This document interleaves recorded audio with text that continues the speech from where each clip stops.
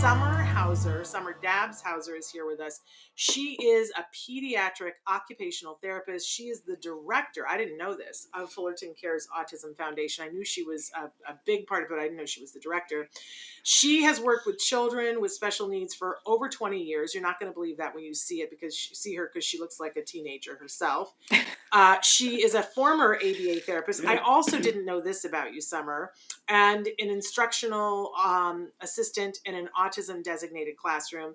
She is married to the fabulous Larry Hauser, who we've had many times before on the show. He is the founder of Fullerton Cares Autism Foundation. Amazing dad. Summer is a mom to a very talented 17-year-old who is a senior, and I can't wait to hear where she's going to go to college. And she is stepmom to Boyd, who has been on the show before. In fact, I think Madeline has been on the show before too. Boyd is 14 years old now. It seems like yesterday he was on the show and telling me that it was his 11th birthday. So that's crazy that he's in 8th grade now. But currently, Summer is working in a private pediatric clinic, treating children ranging in ages from 2 to 14. And they have a variety of different diagnoses, including there's Down syndrome, autism, and sensory disorders and other rare syndromes. So we welcome Summer with the beautiful red hair. How are you? I'm great. It's so good to see you. It's been so long. I know. I don't know what the word is that it's like, oh my gosh. Summer is one of those people, if you go to any kind of an autism event, like she's stunning with her beautiful red hair, and you can always pick her out in a crowd because she's always the person with the most energy, the most upbeat energy. And she's just one of those people that your heart goes, oh, it's Summer. And just like how we feel about the season summer is how we feel about Summer. And she's amazing and a wonderful resource for OT. So first of all, Summer, thank you for being on, because I know we had to pick a day when it was a holiday. So thank you for taking your holiday to be with us. And they're saying that you are beautiful, and she is inside and out, you guys. And I don't think you've been on since you officially got married. So congratulations. Thank you. This was, a much anticipated thing, because when you see two people in the autism community who are special people and they get it and they get each other, just absolutely. And someday we should just have you on and show pictures of your wedding, because you had that fairy tale wedding. We did. It was unbelievable. And our photographer was... Oh, girl. Yes. When you arrive on a boat on the beach. It is like, seriously. And then there are pictures of them in the water on the beach with underwater photography and like craziness. Summer had the fairy tale wedding. Summer gets to win for best wedding of all time. It was absolutely I had to wait a long time for that. Guess what? And can I say that, like, I think sometimes that people are like, oh, well, didn't they have what? No, everyone was so excited about this wedding because there aren't two nicer people on the face of the planet. Okay, so I've said that. We've cavelled.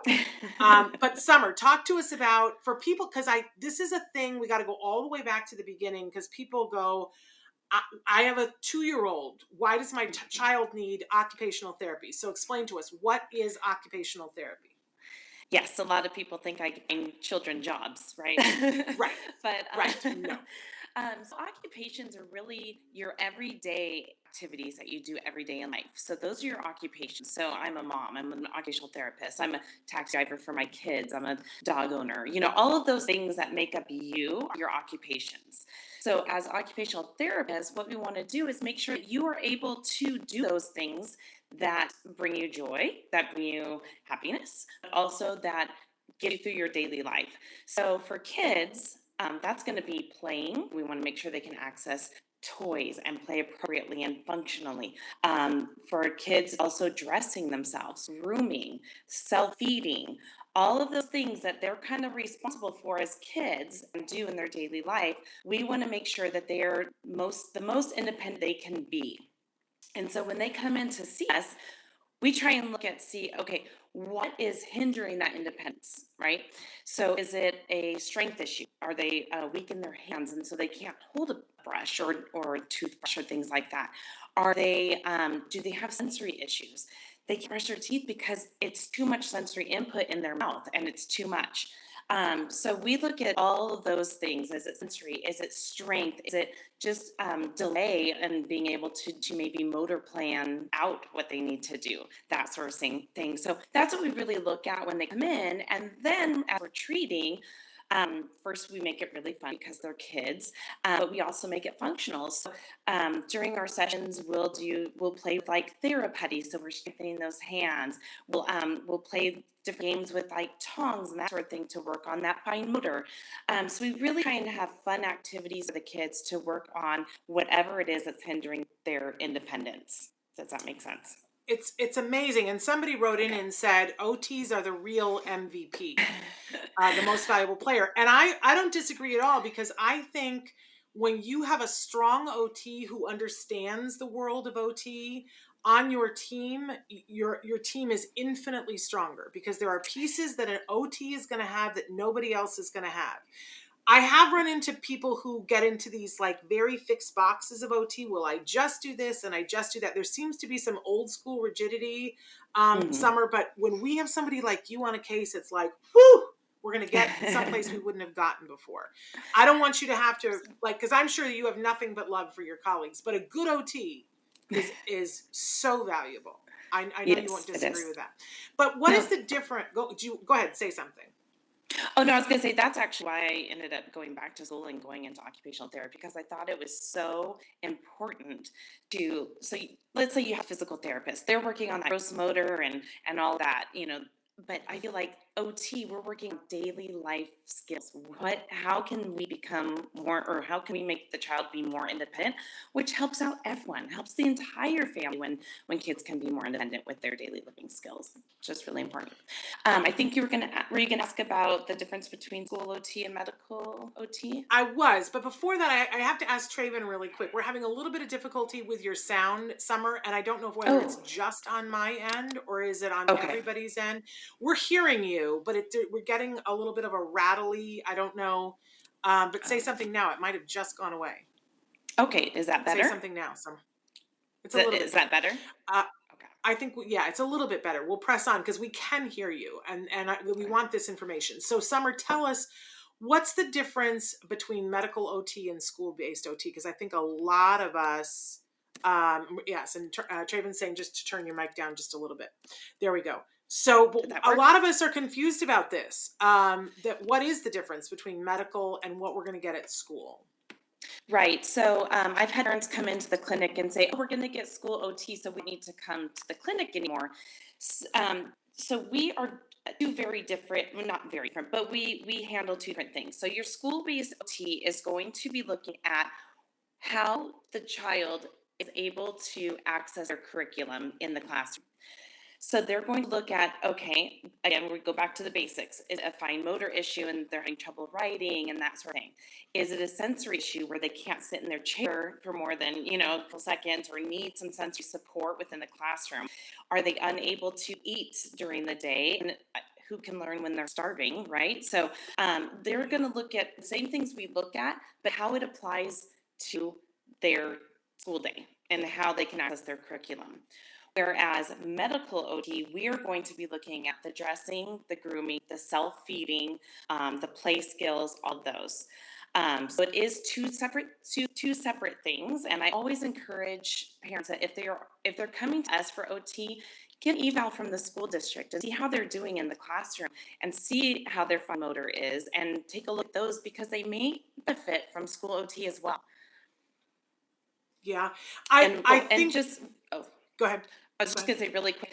So our goals will be different as well. So our medical-based goals, we are not allowed to work on writing or using scissors or things like that. We're not allowed to make goals like that. That would be the school-based. So that's separate as well. We're of course going to work on things that will help those issues with hand strengthening, with fine motor, and all of that. It's going to help, but we can't make specific goals that are school related. All of which makes me full on crazy, because what it comes down to is funding and funding sources, and the school's only going to pay for this and your medical insurance is only going to Yeah, pay for this. Well, meanwhile, back at the ranch, what does your kid need? And it makes me exactly. crazy that we can't just talk about that. But I think as a parent, you gotta know that that for you, it's got to be about what does my kid need? And you have to understand how the system works so that you can work it to your benefit. Because I think there are a lot of people who are watching right now, Summer, who just went, wait a second, I can get OT at school for this stuff, but I could get OT at a center through my medical insurance for sensory issues, because some Ka just asked, do both the medical and the school work on sensory? And I'm wondering, like, I would think they both would, but on different things. Mhm. Talk to us for a second. Right. So yes, because again, if they're having issues in the classroom that have to do sensory, the school OT can definitely work on sensory, and it may be providing something for the child that they can, like a fidget or something on their chair that they can access if they need to. They may need to hold them out, that sort of thing. But yes, as long as it's affecting their ability to access the curriculum, they can work Yeah. on sensory in the school. So Amanda, just to put a fine point on it, when they're at school, because I think most of us only know school OT. Let's just be honest. Most of us, because school says, oh, we'll give you OT. And when they're at school, they do work on the handwriting, the cutting, and things of that nature, because those are school goals. But what we're also expanding your brain to think about is that, oh, you mean my health insurance would also pay for OT in a center after school, where we could also work on sensory issues and feeding and things like that. And my next question was, because we have people who write in all the time, Summer, who say that we have eating issues and limited diet. Is that something that a good OT Yes. outside of school can be working on? Yes, yes. And we also, so as a general OT person, I work on sensory feeding issues. So I'm not, we also have, okay, as OT, we also have a certification that you can get for feeding and swallowing specialists. So there are OTs that specialize in feeding and swallowing. They're looking more at structural issues, the motor plan, that sort of thing. Whereas I see more kids that have sensory issues with feeding. So we're often looking at kids who are tactile defensive and that sort of thing. So that's what we are doing as general practitioners. Whereas the feeding and swallowing specialists are going to look more at the oral motor and that sort of thing. But yes, we definitely work on feeding. I would say probably 30% of my caseload is strictly feeding. I'm seeing it a lot right now, and I'm wondering, because if you think about feeding, think about eating, it's the one thing that kids can really control because you can't force them, right?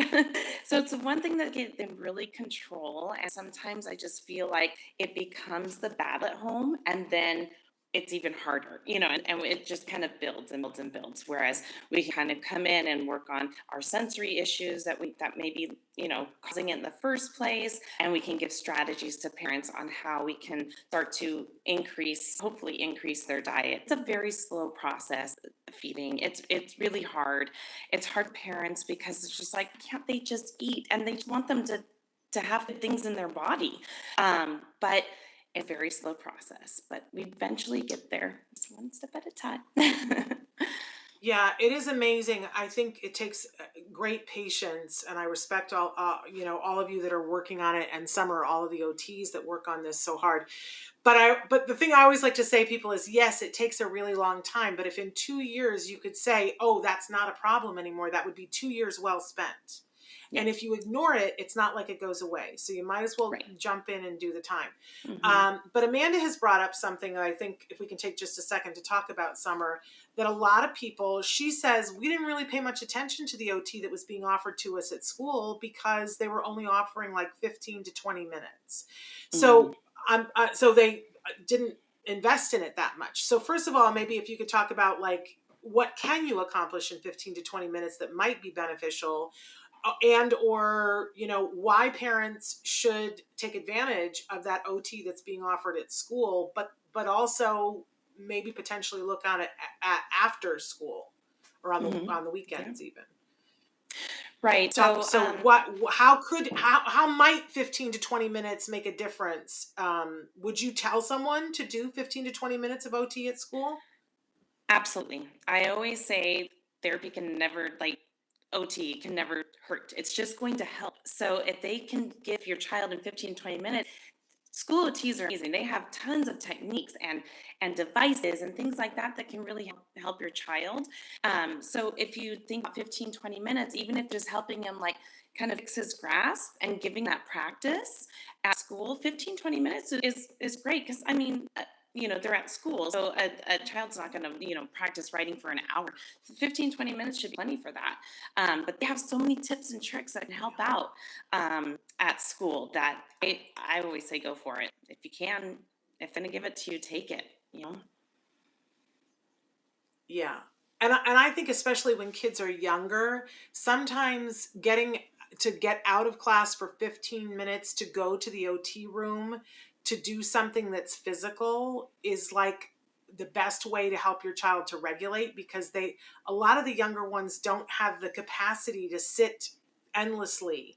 Right. Now for other kids, I'm a big fan of the push in, where the OT Mm-hmm. comes into the classroom and does things with them in the classrooms that help them to be able to access what's going on with the other kids. Sometimes the pull out is okay, but I'm a big fan of the push in as well. I'm as well, because What I about you, think it's Summer? Are just you that way too? yeah, I absolutely agree. Because then you're in their environment and you're also working with the teacher at the same time. The teacher can see what you're doing. They can support more when you're not there. When those 15 or 20 minutes is up, the teacher has now seen what you are kind of helping them and support, and how you're giving them support in the classroom. And then you always want someone in their environment, right? I'm a big proponent for the push in as well. But you're right. I mean, some kids need a So sensory break in the middle of the day. So going to OT, if they're pulling out, getting some of that is great. there you go. So I think that the land of OT is perhaps I feel like parents just don't know enough about it and what it can do.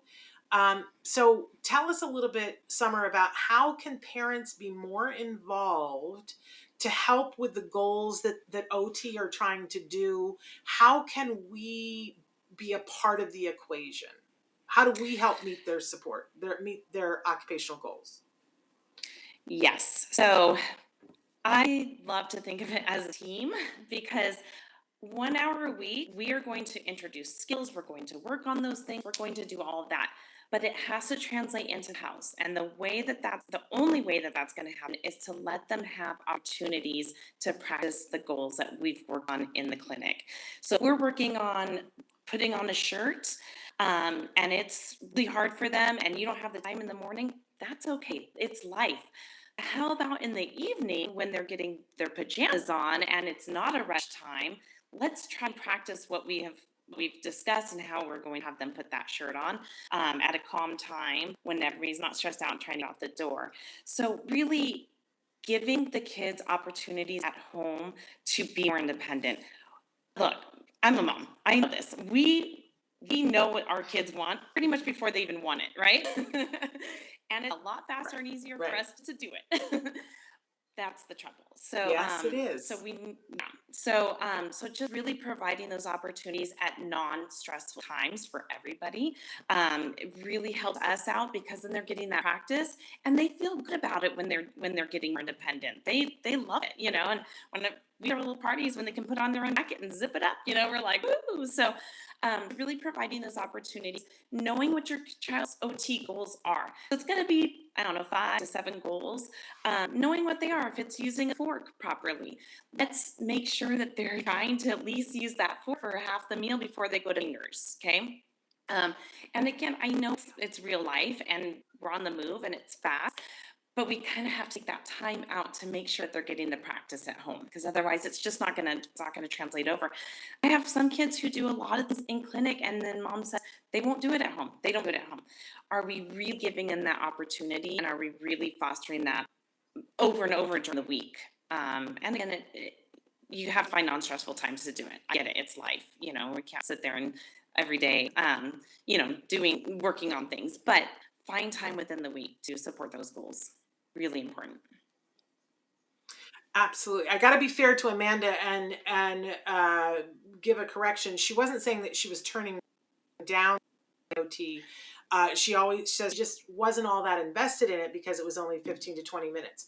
But she also is saying how important it is to follow through on whatever somebody's working on. So I think, Summer, first of all, asking what are the goals, Mhm. right, should be in the IEP, and but it's not asking what are the goals in there, but asking how are you on it. And I had an OT. I hate to, great person. I had no disrespect whatsoever. She wasn't someone Uh-oh, I just lost you. back. My Okay, now internet you're is going back. completely. Am I back? Okay. You're back. Anyway, I was saying that the OT that we had when Jem was little, she just wasn't someone who was very vocal. So I had to excavate and mine and try to figure out. And for hours, she would have Jem laying on his stomach, and she would print out these pages from a coloring book, and she would give him a push pin and a piece of carpet, and he would lay on his stomach, and he would have to poke holes in the black lines. And I was like, why are we doing that? But finally, I asked her the question, because to me, I was like, what? This is a What? waste of time. And finally, I asked her the question, and she said, oh my gosh, well, we're working on his core strength because he has trouble sitting up, and I can't get to the handwriting skill until he can sit up. So we're working on his core strength, and we're working on his pincer grasp, which I then Googled that, and I was like, holy crap, she knows what she's talking about. But before that, it seemed like a really ridiculous task. Right. And I was like, why? Why are we doing that? So I want to empower parents. I know you, and you probably are explaining that what you're doing to parents out the gate every single time you're doing it. But there are OTs that they're not forthcoming unless you ask them. So I want to empower Right. parents. Ask, why are you Yeah, doing that? What's that for? What's absolutely. that all about? So Right. that you'll know. Yeah. Yes. Yeah. And So we do work, Summer, with the if core. someone, yes, Oh, go I ahead. was No, gonna you. say, We got a little bit of a lag. You go ahead. okay, I was gonna say the core. You'll see that OTs work a lot on core strength. It is the belief is that the stronger you are, proximally in your core, it then translates out to your fine motor. So core strength is really important. It's important for school. If they're sitting, if they can't sit at the desk and they're like this and they're trying to write, their writing's going to be horrible, right? So core strength is really important. We often are working on that, hit on that at every session as well, because it is such an important thing to look at when you're looking at why kids aren't maybe have the best fine mode. We need to also look at core strength. Summer, I can't believe we're like almost out of time here, but this is such an amazing conversation because I think we've just started to open the floodgates of that there's a lot more that we could be doing with our kiddos if we knew what to do. So want to encourage everybody that what should we tell them? If you're getting OT already, make an appointment and have a consultation with the OT. What's a good thing to do? Yeah, so an evaluation is how you start. You generally need to get. I don't know if it's the same in every state, but generally you need to get a doctor to um, submit for an eval. You come in, have an evaluation. We see if they qualify.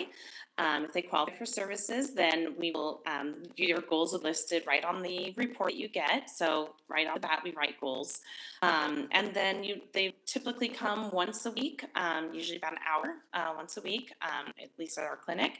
And then we'll start treating. We'll, communicate with the parent after every session, to tell them what we're working on and how they can help at home. So that's generally kind of the I love way that. it works, for the private clinic. Well, that's the way it's supposed to work. That's the way it's supposed to work, Summer. And that's the way it works when it's a professional like you. But ask for it, you guys. I got one more quick question. They want to know what does OT look like for older kids? Like a 9-year-old, Okay, so for what older, kinds of things? yeah. So we're still looking at their independence. We're still looking at, are their dressing goals and their feeding goals and all that, is it age appropriate? So when I say if they are going to qualify for OT, that's what we're looking at. Are their skills age appropriate for daily living skills? And if they are not age appropriate, then we want to get them up to speed. So so for 9-year-olds, it may be that they still are having a hard time with any of those needs that in their daily living activities. And so we'll work the same things. We're going to work on that core strength. We're going to work on their fine motor. We're going to work on their sensory. What is it that's causing the delay? And how can we assist them to get to a better place, more independent? And then with self-regulation, that would be a part of the sensory, right? Being able to regulate when they're getting upset and calm themselves down. Because I would think going into those preteen years, that would be pretty pivotal. Yeah. So it's always our goal. It's always our goal to have kids start to understand and realize when they need some sensory input or something to help them regulate and what works for them, so I always get so excited when they start to see out those things before they get to a place. I'm like, we are here, they see, they feel it, they know what they need, and they're accessing it. That's huge. So always working on that as well, what they need, how they can recognize themselves. Summer, you are a gift to our community. I'm so grateful to know you. You please make sure that you give your husband a big old hug and kiss from all of us over here at Autism Live. We can't wait to see you guys in person again. Please give your beautiful daughter and your beautiful son hugs from us as well. We will look forward to hearing about all the things. When is Fullerton Cares going back into doing in public things? Is anytime soon or not yet?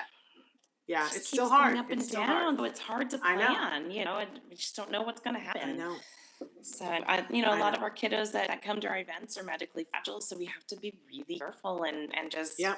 It's hard to say. Well, I appreciate that you guys are being careful, but that's when we'll know that we're really out of this, when we can have a Mardi Gras with Fullerton Cares again. That will be a day to look forward to. We will never.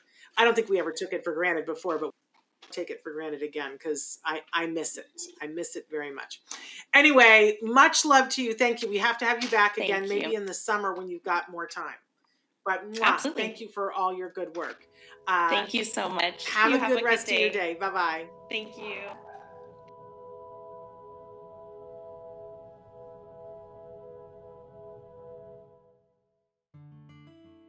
Thanks for watching Autism Live.